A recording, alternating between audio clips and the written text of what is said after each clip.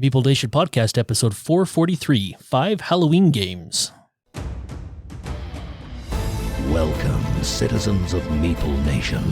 For the next 30 minutes, sit back and enjoy. Meeple Nation is brought to you by GameToppersLLC.com. Check them out for some amazing deals on how to make your game space to the next level. GameToppersLLC.com. We are your hosts of Meeple Nation. I'm Nathan Howard. I'm Dave Holliday. I'm Logan Howard. I'm Douglas Stewart. And I am Andy Holliday. Jump on over to our website, meeplenation.com. We have links to our blogs, our Instagram photos, links to our past episodes, all the way from our first episode to last week's episode. We have bios of all of our hosts here, and we have bios of all of our bloggers as well. You can email us with any questions or thoughts at meeplenation@gmail.com. Also on that webpage is a link to our Patreon page. We are very humbled by those who continue to support the podcast. We greatly appreciate them. If you, too, would like to become a patron of the podcast, please follow that link to Patreon and help join in our fun.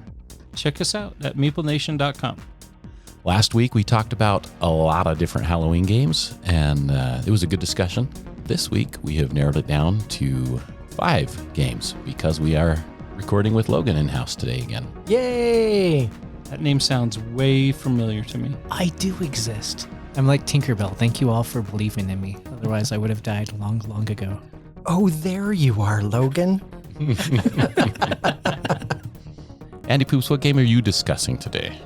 You know, I look forward to October because of the Halloween games. There's a lot of games that we don't really play throughout the year, but we tend to get those games to the table more during Halloween. I'm actually going to discuss one I haven't played in at least 2 years. Dave, you're the last person I played this with, and it's been a minute. Long ago? Gosh, it seems like yesterday. Ugh. And that is the game Nightfall. The sun has retreated from the earth, and it has been a little over a week since the last hint of light shone over the horizon and the chaos has begun. People fear for their existence while scientists struggle to explain the phenomenon until they came. The creatures of nightmare, vampires, werewolves, and ghouls have begun to appear throughout the world, and they show no sign of hesitation in claiming the dark world as their own. I love the premise of Nightfall. The theme is just cool. And this is a deck building game. First time I played this was actually my cousin Max brought this over and we tried it out. I just thought it was so unique, the mechanics of it. We'd played deck builders before, kind of during the time that we were playing a lot of Dominion, and I really liked the concept of deck builders.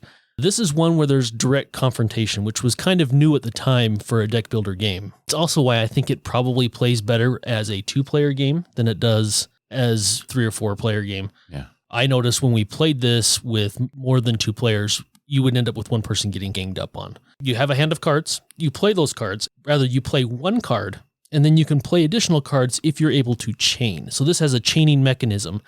So on each card up in the corner, there's a moon, and that moon will be of one of the various colors in the game, blue, purple, white, yellow. There will also be 2 moons that are smaller that will be attached to that large moon.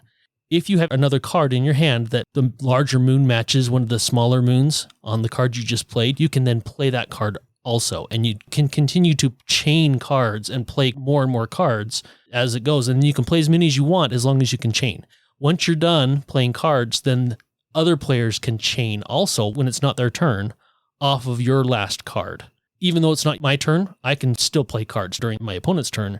And then everything will resolve backwards. You resolve the chain. Last card will come off first. Any chain activations will happen, and it just continues that way. And that does matter because there will be, when that chain ability gets resolved, it may affect something further up in that chain that has not yet resolved. Or if something's not in play yet, for example, let's say I play a card that allows me to do 2 damage to any minion, I can't damage a minion that's not in play yet. So the minions that are still have not been resolved, those are still in the chain, they're safe. Whereas minions that have already been in play, I can damage them. So you need to be careful because you can actually damage one of your own minions if nobody else has any minions in play yet. So it could backfire on you as you're playing cards.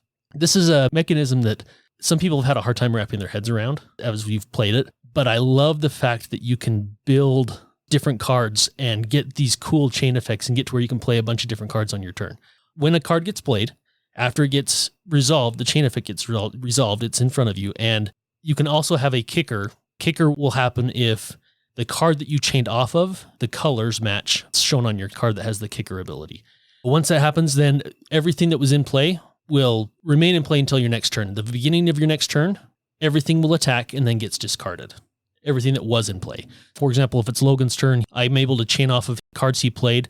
Let's say I play a ghoul. That ghoul will then attack at the beginning of my turn and then will get discarded after it attacks. It's a good way to add some defense when it's not my turn. It's also a good way to add some extra attack before my next activation. Once you're done playing cards, then you can count up any influence that you have, and that's what you're going to use to purchase cards. You have 2 influence just always to spend, but you can also discard cards. For each card you discard, you gain more influence to purchase cards. One thing I love about this, you draft the cards that are in the center that everybody gets to purchase, but you also draft a personal library. So there will be 2 cards that only you have access to during the game. If you plan it right and you draft correctly, you can get some really great chaining combos that have awesome kickers and everything else. So the drafting is really important. I think this is for new players that may be something that needs to be explained really well, how the chaining works, because you do draft cards and it can definitely affect how that game plays, especially depending on what you decide to choose to put into your personal library. As you're going through the game and getting attacked, you're taking wounds from the different players. So if I'm attacking with somebody, I actually choose a player that my creatures will attack. So I don't attack everybody. My creatures are going to attack a specific player, which is why I think it plays better as a 2-player game. And if you take any damage, you're going to take that in wounds. So you'll gain wound cards.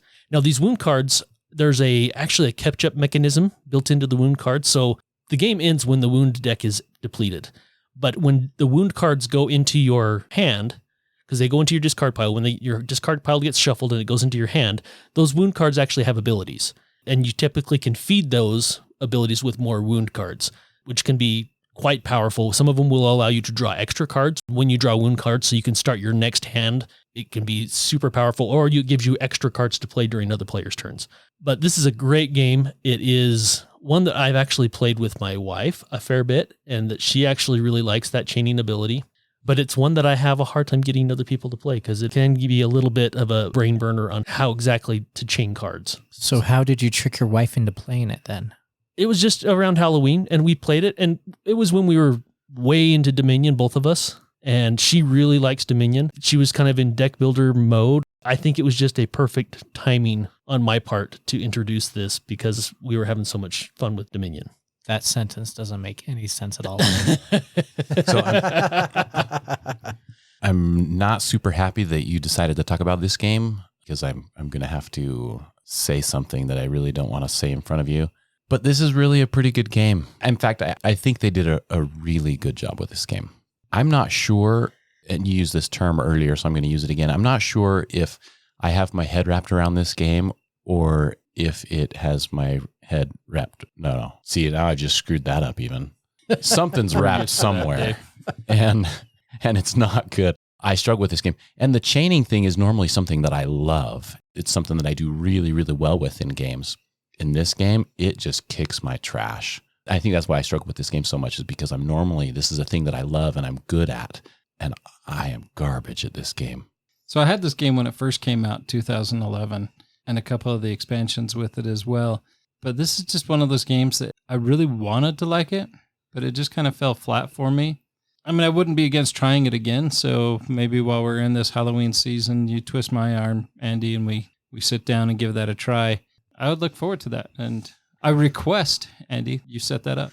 So this is not one that I have played, but you're talking about the deck building mechanisms of this game. And 2 things that frequently frustrate me in a deck building game are not having enough currency on my turn to buy cards and having other players snatch great cards out from underneath me.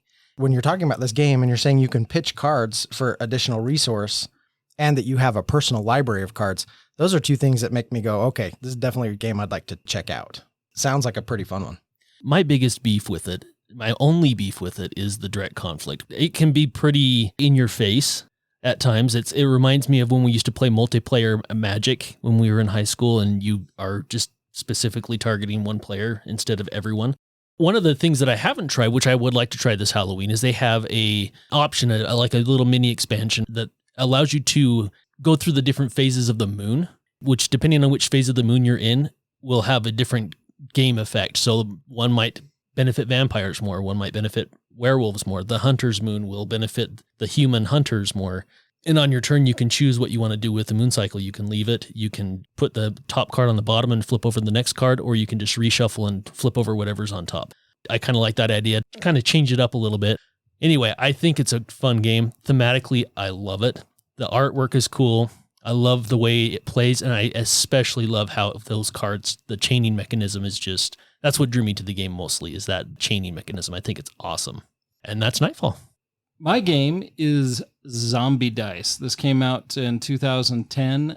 It's listed as playing anywhere from 2 to 99 people. I wouldn't recommend 99 people because that's a lot of people to gather around a table for one. And it's a lot of people to be gathered around a game that plays in about 10 to 20 minutes. So I think if you played with 99 people, most of those people aren't even going to get a turn. In Zombie Dice, you are the zombies. And you want brains. The more brains, the better. So gather all your zombie buddies and grab your 13 custom dice.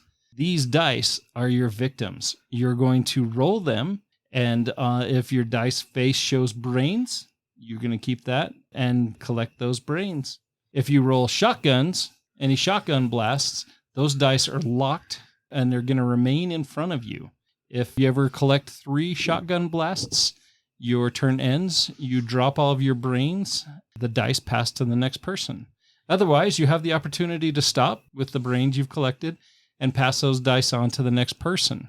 The first player to collect 13 brains is the winner.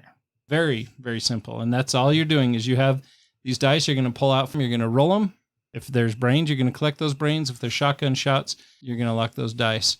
And then if you continue, you're going to keep any that are set aside. Then you're going to add some more dice to your hand to shake, roll again, continue until you either are shot or you've collected enough brains to win the game or collected enough that you want to stop. Very, very simple game. Nice dice chucking game. Mine comes in a nice screw top can so that you can shake up those dice and they're really loud. And so if you like that loud dice sound, that's great for that. There's also a couple of simple little expansions that are out for this as well. There's the school bus. And so the school bus adds a 12-sided die. It's an oversized die. What this die has, it represents the kids on the school bus. So you can roll that. Unfortunately, some of these kids are armed with shotguns because it is a zombie apocalypse after all. But you also have the chance of getting run over by the bus. If you get run over by the bus, again, you're going to drop all your brains and start over. And then the second expansion is a simple little expansion. It's called the Double Feature, and it contains 2 small little mini expansions. The first one is a big summer action movie with 2 heroes, the Hunk and the Hottie. The Hunk has a double shotgun icon on it, so you're a lot more likely to get shot. However, if you're able to catch the Hunk, take his brains are so big, they're worth 2 brains. The Hottie, on the other hand, is a hot pink dice. She has shotguns, and she has extra feet, so she can run away and harder to catch, and she's more dangerous. The other offering in the double feature is the Santa Claus die. So zombies love Santa Claus just as much as everybody else. Sometimes Santa will bring your zombie a football helmet, which will help you protect against those shotgun blasts, bring you an energy drink, which will help you catch those runners, or he'll get you what you really want for Christmas, and that's more brains. Simple, fun game. This is one that my kids and I would play all the time. It wasn't just a Halloween game. It was just anytime we had a chance to sit down at the table, we played Zombie Dice. Easy to learn, easy to play. Almost something that you could play at dinner like Pass the Pigs, except for it'd be very loud and annoying in a restaurant. So don't take my recommendation and playing it in the nice French restaurant that Andy likes to play Pass the Pigs at. That's only if you use the can, though, right? Yeah. Well, I mean, even if you're rolling them on the table, and you'd never want to be in a restaurant and lose those dice on the floor because you never know what's been spilt on those floors. True that. This is one that my boys just go grab it off the mantelpiece where it sat and bring it over and sit down next to me and just be like, hey, let's play Zombie Dice. And like you said, quick, dice chucking fun. Really cool game. But that's Zombie Dice. This next game is one that has very different feelings from our group members here. Betrayal Legacy. If you listen to the podcast for very long, you know that I love legacy games. Any legacy game that I've played, I pretty much love it. Or any campaign game, anything that we're developing, anything.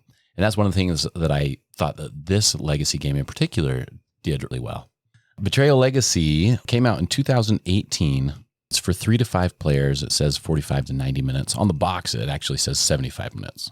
And it was designed by Rob Davio, published by Avalon Hill. Betrayal Legacy marries the concept of betrayal at House on the Hill, where you're exploring a haunted mansion, with the permanency and multi-game storytelling exhibited by Davio's Risk Legacy and other legacy games that followed. There are 13 chapters and a prologue that make up this game, and it takes place over several decades. That's one of the things that I thought that we all kind of had fun with when we were playing this. From game to game, decades have passed. And so each player starts with their little player board.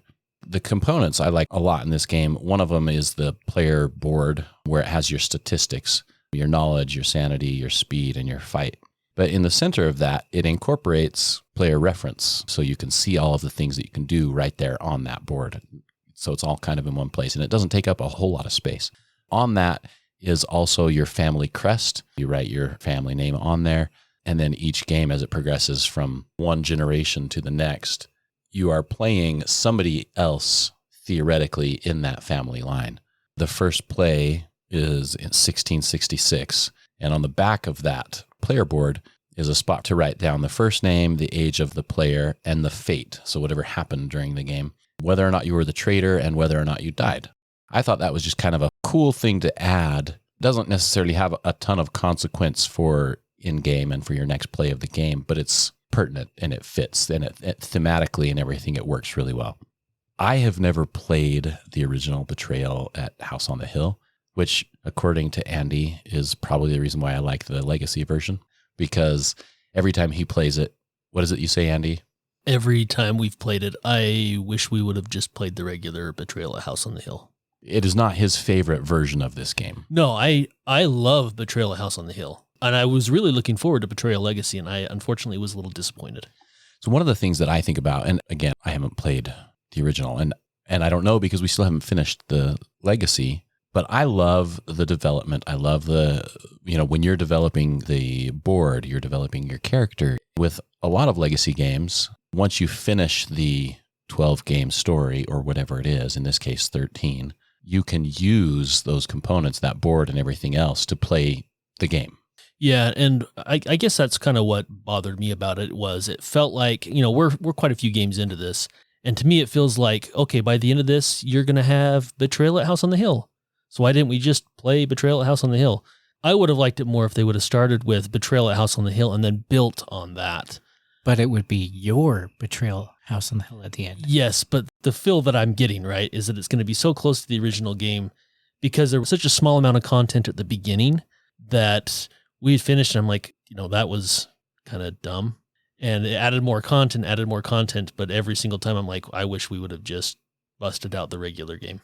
One of the issues that we did run into playing, because we have played it more than a few times, is that some of those stickers from the early on edition on some of those cards, they've started to come off. And so it's almost like you need to super glue them down instead of just sticker them. So, I mean, that's an issue too. One of the things, again, going back to the fact that it's Legacy and that, you're developing the game. And I thought in particular that you would like, because I know how much you love when a good game comes out with an expansion that adds asymmetric abilities. I see this as doing that once we're done. Now, I can see from your point of view, like, yeah, but it takes 13 games to get to that point. But I feel like maybe once we get there, all of those games leading up to, we're adding and developing things that affect how the play is going to go and what we can do. And there's certain items in the game that my family is going to do better with than your family because I found them throughout, and they become my family's heirlooms. Yeah, I guess my one concern with that, and we've played quite a few different Legacy games where you have a game that you can play after you're done, but we never play it. This is me coming from a naive point of view because we haven't played those, but depending on which color you are and who you choose, are you going to be at a huge disadvantage or a huge advantage depending on how the player that played that color did during that Legacy game. I don't know. There's a lot of issues I have problems I can see that may come up with that.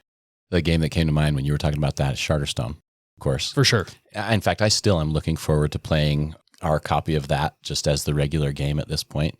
And I'd actually love to play my other copy that I played with my friends from Washington. But I totally see what you're saying, because by the time we got to the last 2 plays through of Charterstone, you in particular, and it seems like maybe Dennis, I don't remember, there were a couple of people in our group who were just so fed up. Like the third to last game or something, I was kind of dominating the coin resource or something. For like 2 games, I had a stranglehold on it. But then I didn't after that. But I think everybody kind of got a really sour taste in their mouth at that point. I think that's the reason why we haven't played that one. So that's the issue that we have with our copy of Charterstone that we were playing with. It was Nathan, myself, Ashley, Everett, Ryan. I think those were the players. It's been a while, but it was the same issue that came up, was that I actually had a winning strategy and people were struggling to come up with a way to beat that strategy. And so there were some hard feelings about that, which I understand, but at the same time, like, you have to develop a strategy instead of just complain about my strategy. Well, and I think there's a lot of that is the fact that people didn't like your strategy, but people didn't do anything to stop it. And maybe the same thing with you, Dave. People were so interested in trying to progress their own strategy that they didn't want to put forth the effort to try to stop either of you. You run into that, well, if I'm not going to stop you, of course you're going to run away with that same strategy. It worked the last game. It worked the game before that. And in Logan's case, it worked the 3 games before that. No one stopped Logan, but they sure complained about him every time. In our playthrough, there wasn't anything that could be done to stop whatever it was that I was doing, but it only lasted a couple of games, and I didn't win the overall. That made it so that I almost caught up with Richie, who was just destroying us the entire time. Anyway, since we're talking actually about Betrayal Legacy, I thought overall, like I said, I've really enjoyed this. I think we've played 9 games, so we still have 5 games left of the 13 plus prologue. So we should add that to our list of legacies that we want to finish. We have a couple that are 1 game away, and this one's 5. Overall, though, like I said, I haven't played the original. I loved this. And this is also a game that our group had a ton of fun with. It might not necessarily have been the gameplay, but we laughed a lot. We had a ton of fun while playing this game. And that's Betrayal Legacy. So my game is Cult of the Deep. It is actually a brand new Kickstarter, so it just fulfilled for me about a month ago. It's a fun game. It's a new take on the Bang the Dice game. Cthulhu type game where instead of having a sheriff, you have a high priest. Then you have the faithful who wants to keep the high priest alive. You have the Kabbalists that want to take over the cult. And then you have the heretic who wants to burn it all down, who wants to be the last one living or everybody to die, including himself. So we just got done playing it. If we play it again, I think there's be some different choices, because one of the cool features about this game is that if you die, you're not out of the game. There's 17 different player cards. So there's a lot of different abilities that you can have, because everybody has their own abilities that will change up the different plays that you play. So if you eliminate somebody, they're not dead. They come back as the Vengeful Wraith. And instead of rolling their dice on their turn to put on, I do so much damage to so-and-so or whatnot, they keep those dice. And then on somebody else's turn, they have the option of discarding those dice from whoever they are going. So if Doug, after he killed me, wanting to attack Dave, and I was like, oh no, I have to protect him, I could keep the double damage from hitting him by discarding them in between my turns. That's a really cool feature that I like, is like Bang. It's really hard when you get eliminated. You're just out of the game. So I like that with this reinvention of it, almost, that they added a way to keep you part of the game. Part of your game. I do have issues with player elimination games. So I love it when they add a mechanism like that to keep people involved, and not just oh, you're still involved, kind of, but where you actually can still do something interesting and still win. Yeah, I thought that was a great touch. And one of the other things that I really did enjoy about this game were those rituals that you can progress out in the middle of the table. Unlike a game like Bang the Dice game, where you are going to just be kind of assigning your dice to the other players at the table, this one has those rituals in the middle of the table that you can put dice on for single effects, or if you're the one who completes those rituals, you get to keep the card, and then they're going to have a one-time effect or an ongoing effect that you can use. And I thought that actually added fun depth to the game. Totally. Well, especially with like some of the effects, they're completely different. There was the one, it was just get coins that you can use that coin during somebody else's turn to move their dice. Pretty basic to me. But then there was another one that was a lot of fun, I thought, was the steal 1 health from one player and give it to another player. Depending on what stage you're at, if you're exposed, if you know who the good guys or bad guys are in the cult, shifting that health to or away from people can be huge benefit at that point in the game. Yeah, and some of them let you collect those coins. Like one was the Siren's coin, and then there was another like gold coin or whatever. Yeah, so the Siren coin was the one that lets you move a dice from somebody else. But I liked the gold coin because it let you change your dice. And any game where you roll 6-sided dice that has dice manipulation in it is always going to be good for someone like me, because dice do hate me, Nathan. Well, Amen, Doug. that can be said because in our playthrough that we just had, Nathan, you rolled like 5 dice and did like 8 damage to Dave, where Andy rolled like 9 dice and did 5 damage to you. That is definitely like a huge swing. I do enjoy the randomness of a dice chucker. I liked that those dice could be used in multiple places. I mean, you could use them to heal yourself. You could use them to complete some of those rituals. You could use them to attack people. The opportunity to do different things with the dice that you play, I thought was phenomenal. I was a little bit concerned about that, but I think that actually turned out quite well with that ability to spread those dice. It wasn't just King of Tokyo where you're rolling and I'm either attacking whoever's in the center, whoever's not in the center. Being able to manipulate where those dice go, I thought that was great. But how random is it when the dice actually have feelings about different players on the board?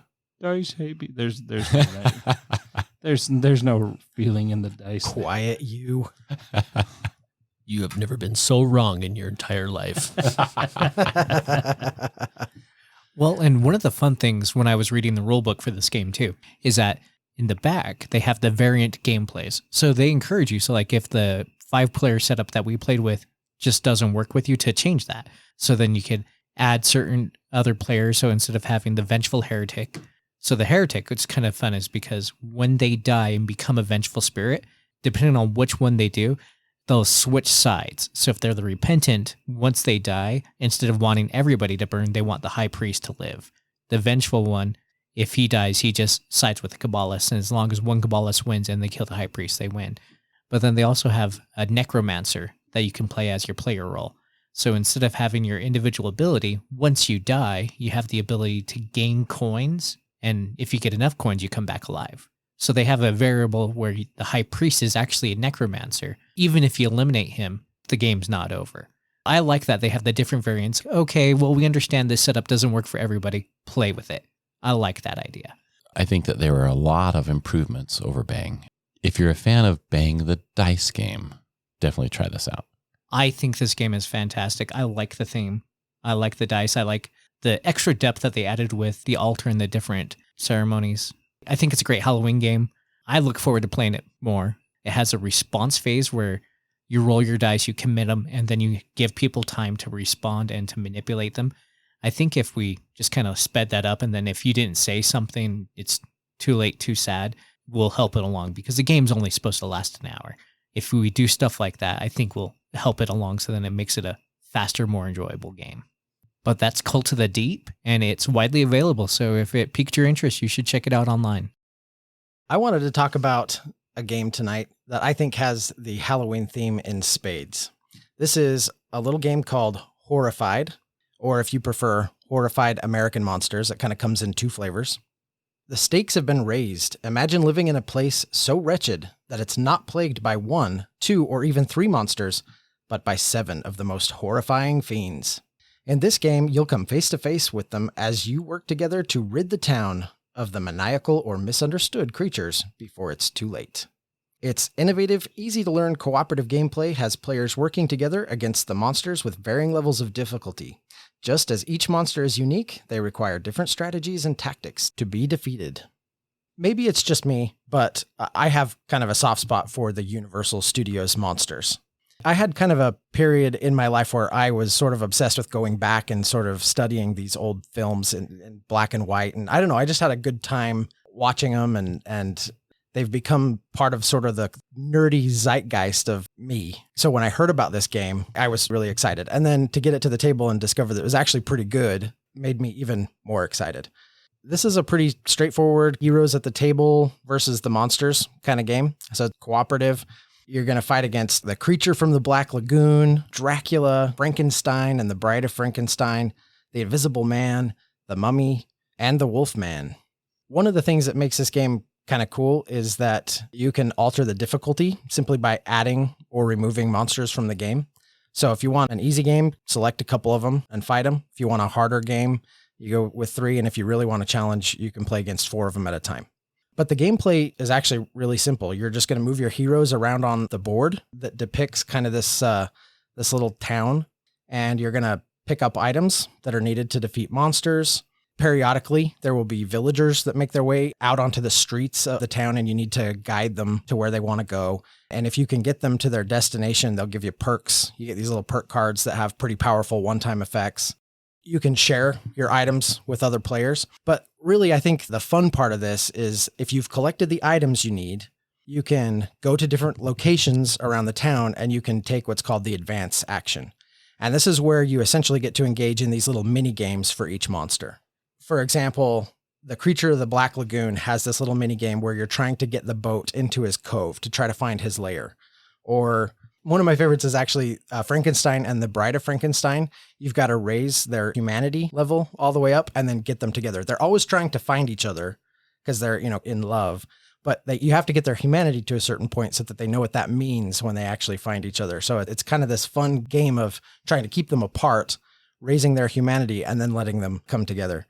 The Mummy has this really cool mini puzzle where you're trying to entomb him. And then another one of my favorites is the Wolfman, because you have to actually discover a cure for his illness and then sort of administer that cure.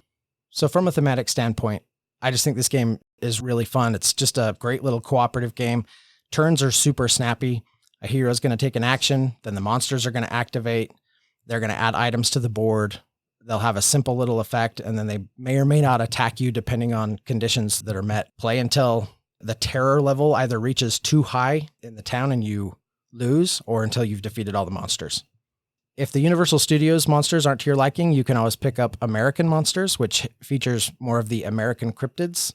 So in that one, you fight against the Banshee of the Badlands, Bigfoot, the Chupacabra, Jersey Devil, Mothman, and the Ozark Howler. I would almost be more interested in that because there's a couple I'm not actually familiar with, like the Banshee. I don't recall any local myths about the Banshee. So maybe my issue I had with this game, because when I played it, it felt very two-dimensional. It didn't click very well with me. Maybe it's because the monsters we played with, the mini games, really didn't tickle my fancy. I'd be willing to try it again. Do these expansions mix so you can play with the Mummy and the Banshee and Mothman? They're both standalone games. Yeah, they're standalone. Oh, okay. Still, I'd be interested in trying it again. Maybe swap up the monsters, see if that does the trick. I'm right there with you, Logan. I originally owned this game when it first came out, and it was one that I quickly culled. It just didn't hit on our table. No one there really liked it. Like you mentioned, Logan, just two-dimensional. We were just moving here, moving there, moving there. It didn't really feel like it pulled us in. It's been a while. I'm willing to give it a try again. I think you can get a little lost in this game if all you're doing is sort of moving around and picking stuff up. That can feel pretty two-dimensional. But if you can collect enough stuff to start to engage in those mini games that each monster offers, I think that's where a lot of the enjoyment is to be had. I don't remember these mini games at all. And I don't remember us losing. I mean, it's been a long time. I don't recall us losing. I recall it being fairly simple. And so like you mentioned earlier, we could have amped up the difficulty by increasing the number of monsters that were there. It just fell flat that no one really wanted to give it a second try. Well, hopefully your tastes have evolved. They have, I don't know if in the right way, but they've definitely changed over the years. And that's Horrified, or Horrified American Monsters. That has been 5 Halloween-themed games. Add that to what we talked about last week, and that list has grown.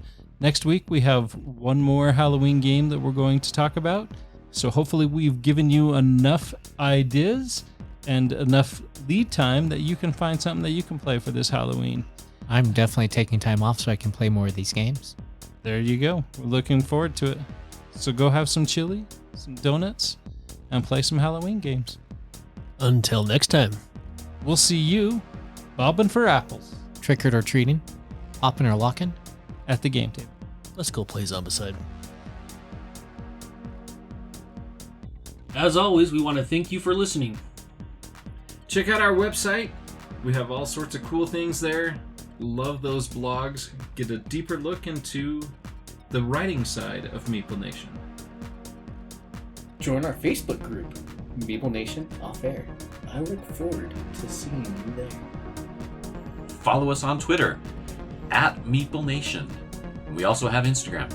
Under the same name. We also want to thank our sponsor, GameToppersLLC.com. We love their product, and they have so much goodness out there.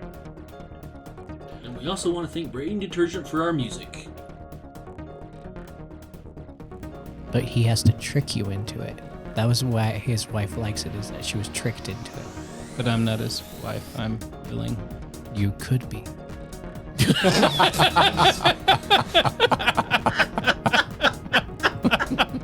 True. You've never seen Sabrina and I in the same room at the same time.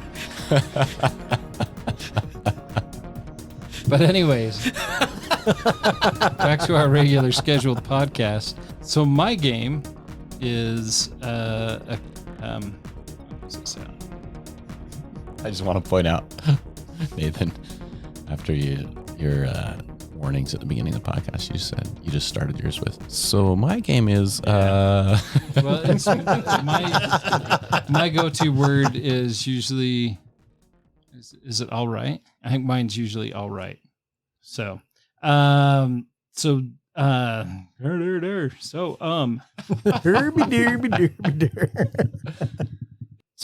I don't know. I think I like this game. So I don't know. How was that for filler? So I don't know.